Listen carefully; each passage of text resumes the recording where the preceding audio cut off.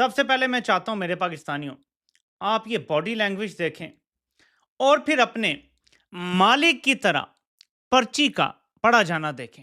बात करते हुए भी ये देखें, ये पर्चियां पढ़ पढ़ के और बात की जा रही है। सिचुएशन बनी है। हमने तो चाइनीज को वो गले से नहीं लगाया जिस तरह हमें उनको लगाना चाहिए था। बीएलए ने सबसे ज्यादा टारगेट ही चाइनीज को किया है। बीजिंग दौरे पर है, वहाँ पर वांग ही जो चाइनीज मिनिस्टर है, फॉरेन अफेयर मिनिस्टर, उनसे मुलाकात हुई है और जहाँ पर उन्होंने पाकिस्तान के अंदर जो चाइनीज नेशनल्स हैं उनकी बॉडी लैंग्वेज इंटरनेशनल रिलेशंस हो या कोई भी और जगह बहुत अहमियत की हामिल है। इसीलिए इमरान अहमद खान न्याजी कौम का तर्जुमान बन जाता है। उसकी बॉडी लैंग्वेज कॉन्फिडेंस। नमस्कार दोस्तों पाकिस्तान का आर्मी चीफ आसिम मुनीर इस वक्त अपने मालिक का हुक्म बजाने के लिए इस वक्त चीन पहुंचा हुआ है, जिस पर आसिम मुनीर की एक के बाद एक वीडियो ऐसी आ रही है जिसमें उसकी बेइज्जती ही हो रही है। पाकिस्तानियों का कहना है कि जब आसिम मुनीर चाइनीज के साथ मीटिंग कर रहा था तो उसमें काफ़ी ज़्यादा डरा लग रहा था और चाइनीज के सामने कांप रहा था, क्योंकि चाइना जो हुक्म पाकिस्तान पर सुनाएगा पाकिस्तान को वो मंजूर करना होगा, वरना पाकिस्तान के लिए काफ़ी ज़्यादा चाइना मुश्किलात खड़ी कर सकता है। अथॉरिटी असर्टिवनेस ये दिखाती है। सामने वाला मरूब होता है, सामने वाला बात सुनता है, सुनने पे मजबूर हो जाता है। लेकिन जब आप हाथ जोड़ के ऐसे बैठ के बात कर रहे हो ऐसे ऐसे, तो अहमियत खत्म हो जाती है आपकी बात की। लेकिन नवाज शरीफ ने चुन के हीरा इंस्टॉल किया है अपनी तरह का, कि कम से कम ये गिला किसी को ना हो कि मैं ही पर्ची पढ़ता हूं, बल्कि ये भी पर्ची पढ़ता है। मेरे पाकिस्तानियों, दौड़ें लगी हुई हैं डीडीए की।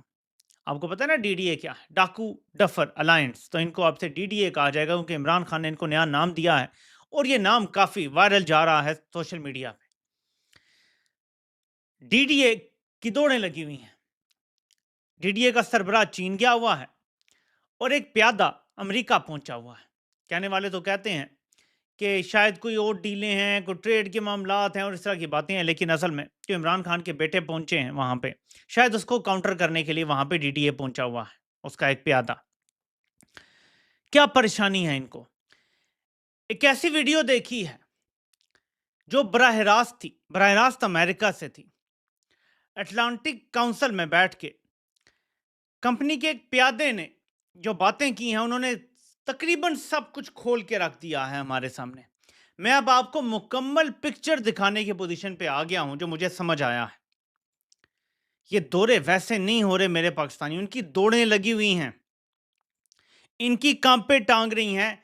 और मैं पहले ही आपको बता दूं कि मुझे ऐसा लगता है कि कुछ ऐसी डेवलपमेंट है जो अमेरिका में हुई है और फील्ड मार्शल की मीटिंग में हुई है, जिसकी वजह से ये घबरा गए हैं।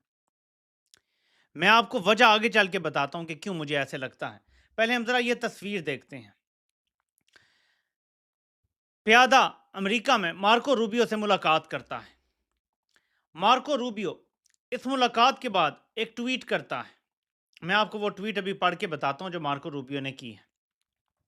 Met with Pakistani Deputy Prime Minister and Foreign Minister Ishaq Dar today to discuss expanding bilateral trade and enhancing collaboration in the critical minerals sector.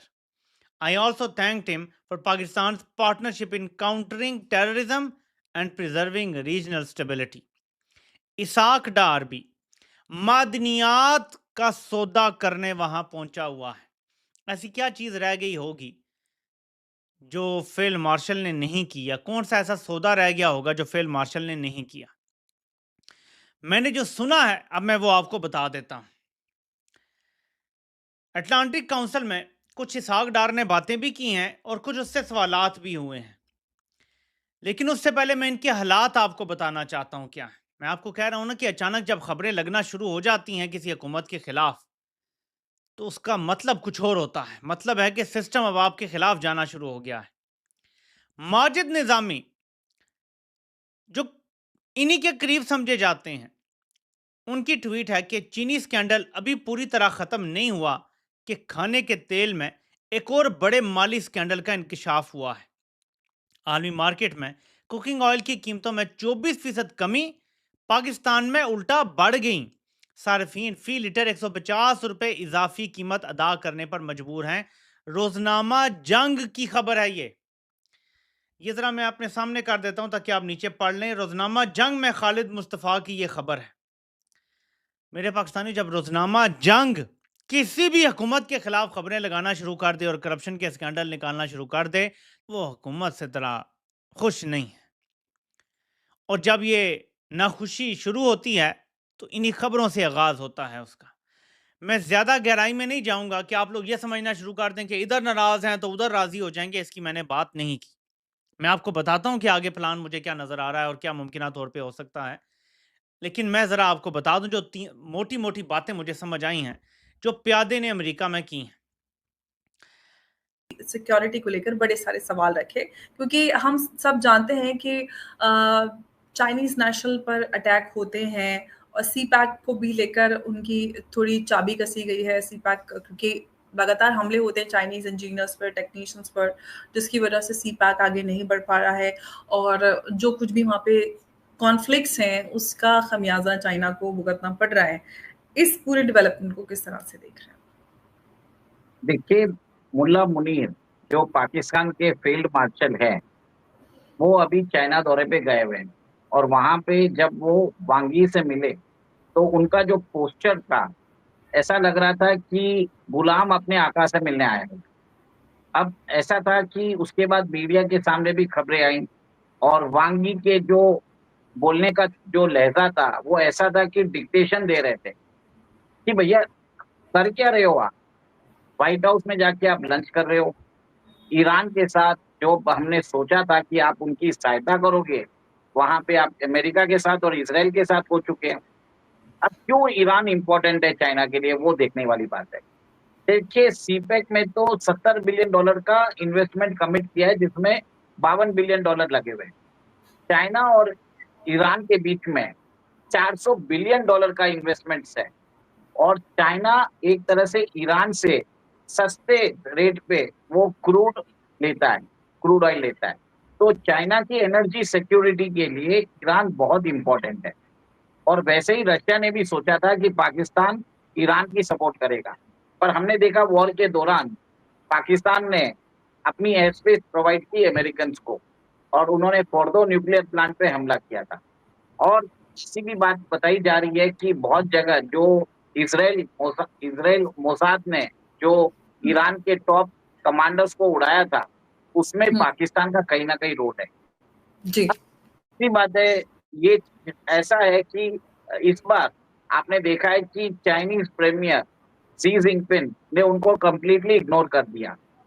Bangladesh के चीफ एडवाइजर जब चाइना जाते हैं तब आपने देखा कि शी जिनपिंग उनसे मिलते हैं, इधर तो उन्होंने मिलने से इनकार कर दिया।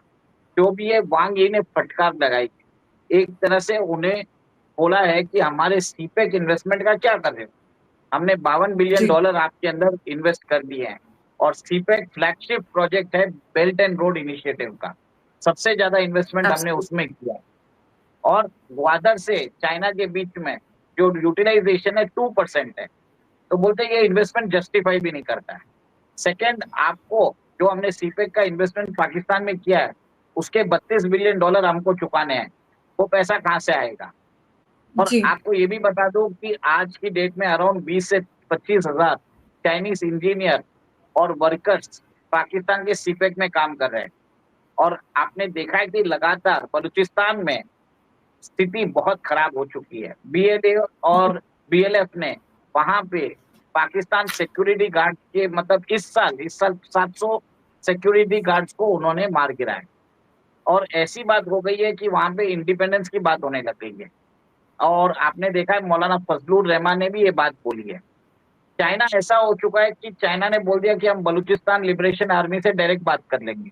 तो दोस्तों पाकिस्तानियों का कहना है कि पाकिस्तान के आर्मी चीफ आसिम मुनीर का कॉन्फिडेंस चाइनीज के साथ मीटिंग में बिल्कुल भी नहीं था, क्योंकि वो अपने आप को काफ़ी ज़्यादा डरा हुआ महसूस कर रहा था। जिस तरह से चाइना लगातार पाकिस्तान पर दबाव डाल रहा है कि पाकिस्तान को चाइनीज की सुरक्षा का खास करके इंतजाम करना होगा, क्योंकि चाइनीज बड़ी तादाद में पाकिस्तान में मारे जा रहे हैं। उसी का नतीजा है कि चाइना अपने अधिकतर प्रोजेक्ट को पाकिस्तान में अधूरा छोड़ करके जा चुका है और पाकिस्तान पूरी कोशिशों में जुटा हुआ है कि किसी भी तरीक़ा से चाइना फिर से खुश हो जाए और वो जल्दी से जल्दी अपने प्रोजेक्ट को पूरा करे। लेकिन चाइनीज़ इस वक़्त पूरी तरीक़ा से तैयार नहीं है, क्योंकि उनका साफ-साफ कहना है कि वो हर हालत में जब तक पाकिस्तान चाइनीज़ की सिक्योरिटी को मुकम्मल नहीं करेगा, तब तक वो किसी भी कीमत पर पाकिस्तान में अपने प्रोजेक्ट को पूरा नहीं करेंगे। साथ ही जिस तरह से अमेरिका की तरफ पाकिस्तान की पॉलिसी शिफ्ट हो रही है, उससे भी चाइना काफ़ी ज़्यादा नाराज़ है और उसी का नतीजा है कि इस बार आसिम मुनीर को चाइना में कोई भाव नहीं दिया गया और जिनपिंग ने भी उससे मिलने से इनकार कर दिया, जो कि साफ दर्शाता है कि पाकिस्तान और चाइना के बीच इस वक्त दूरियां बढ़ रही हैं। आपकी क्या राय कमेंट में जरूर शेयर करें। यदि आप चाहें अपने चैनल को सब्सक्राइब करें, वीडियो पसंद आए तो लाइक करें, कमेंट करें और शेयर करें। जय हिंद, वंदे मातरम।